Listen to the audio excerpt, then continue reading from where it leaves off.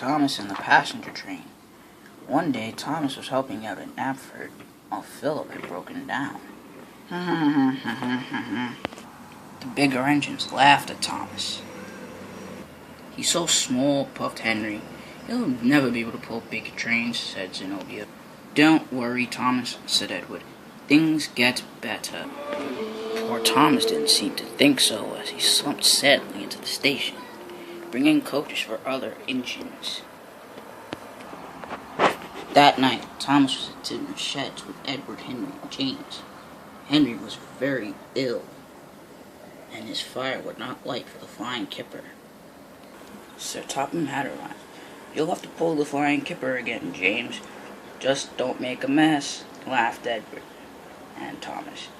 "Oh, shut up, Thomas," puffed James. "That's why you have to work as a station pilot again." This made Thomas very cross. James puffed onto the turntable with excitement. I'm going away, he puffed.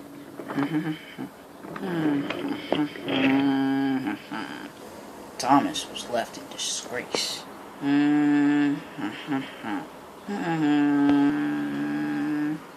Next morning, James had returned, so Sir Topham had told Thomas he'd have to take the next passenger train for Henry, as Henry was still ill. "Yes," puffed Thomas. "Wake up, Edward." Edward opened a sleepy eye. "What's up, Thomas?" puffed Edward. "I'm going to pull Henry's passenger train." "Oh, you haven't done that in a while," whistled Edward. "I remember the last time I did, and I left before I was coupled to the coaches." "I won't be making any mistakes this time," puffed Thomas. And Thomas puffed eagerly away. "Good luck," puffed Edward. "I don't need luck," puffed Thomas. "I'm the number one. A really useful and resourceful engine." "Suit yourself," puffed Edward. He knew Thomas was heading for trouble. As Thomas steamed in, there was James. James was waiting on the siding. He was covered in fish. "Oh my, James," laughed Thomas. "Whatever has happened?" "My firebox is filled with fish. Now I can't make steam," wheezed James sadly. "Sucks for you," teased Thomas. "I'm pulling Henry's passenger train. What a lucky day for me." Thomas pulled up alongside Charlie, who was still marshalling the coaches together. Wheesh! "Hello, Charlie." "Good morning, Thomas," said Charlie. "Would you like to hear a joke?" "No, thank you," puffed Thomas. "I'm pulling Henry's passenger train." Gordon overheard.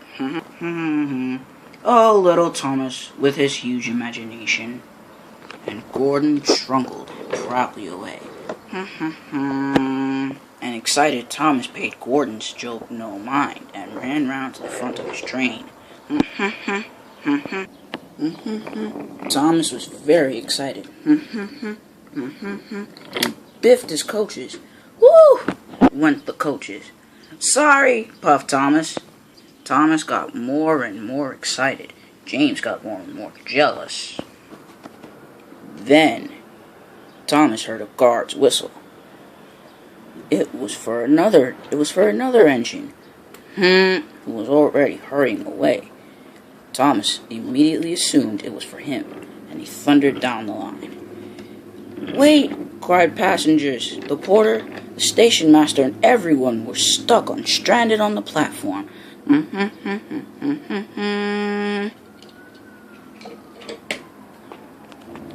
Thomas didn't know he was too busy thundering along the countryside, enjoying his time.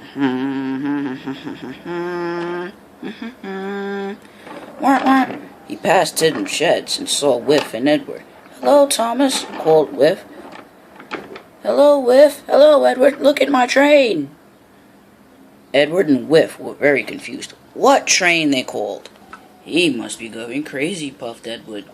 "Indeed," added Whiff. Thomas was having a splendid run. "Look at me, Terence. Look at my big express train." But all Terence could say was, "What big express train, Thomas? Are you silly?"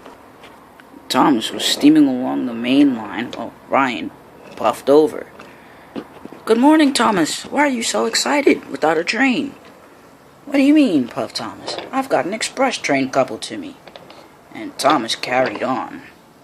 Ryan, however, was very confused. "Oh, I don't know Sodor engines these days." Thomas rounded a bend.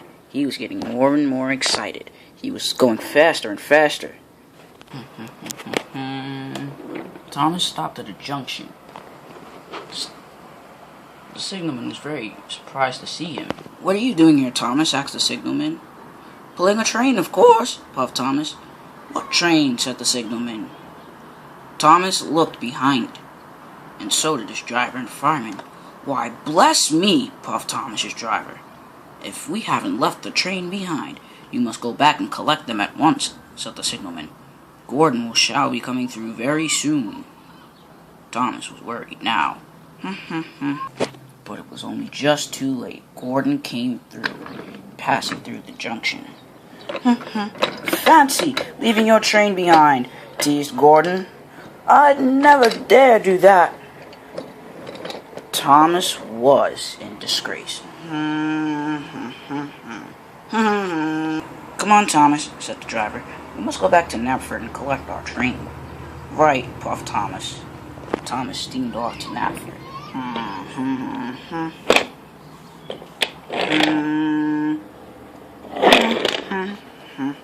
Meanwhile, at Knapford Station, there were lots of passengers saying what a bad railway it was, and Sir Topham Hatt was trying to keep them calm.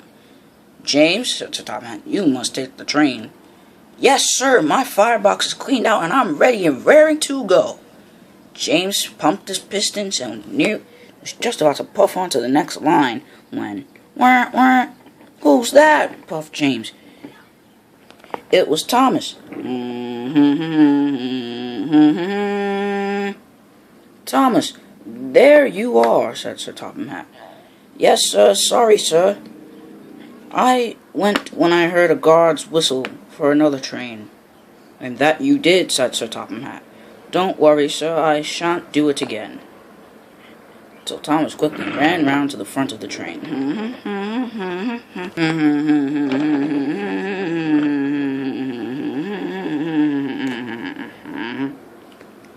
The passengers quickly boarded their coaches. Conductor blew his whistle, and Thomas chuffed away.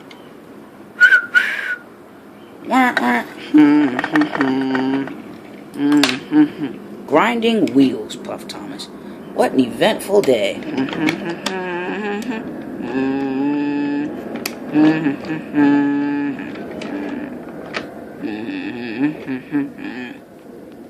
Later, as Thomas pulled the train back to Knapford, he hoped Gordon wouldn't be at Tidmouth first, nor James, because they would tell Edward and the others.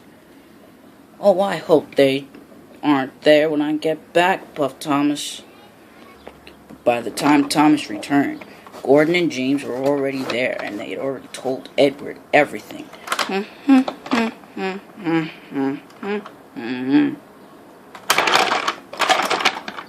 Henry got a kick out of it too. Thomas felt small and very embarrassed. "Don't worry, Thomas," puffed Edward. "You did your best today, and that's what really matters."